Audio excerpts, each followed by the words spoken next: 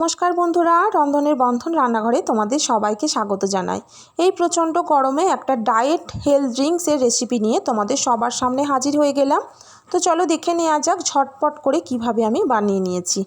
দেখো, এখানে আমি তরমুজের পিস করে কেটে নিয়েছি আর সম্পূর্ণ দানাগুলোকেও আমি তরমুজ থেকে বের করে নিয়েছি।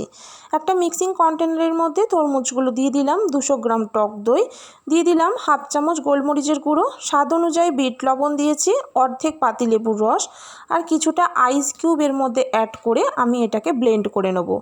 এর মধ্যে কোনো রকম আমি চিনি কিন্তু ইউজ করিনি, যেহেতু হেলথ ড্রিঙ্কস তাই আমি চিনি দিইনি। তোমরা চাইলে তোমাদের পরিমাণ মতো চিনি এতে ব্যবহার করে নিতে পারো।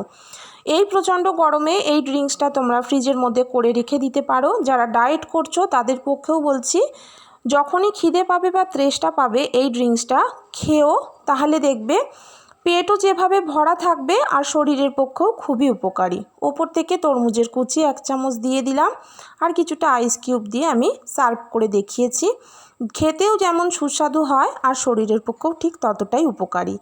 দেখো, ভালো যদি লেগে থাকে একটু লাইক সাবস্ক্রাইব করো।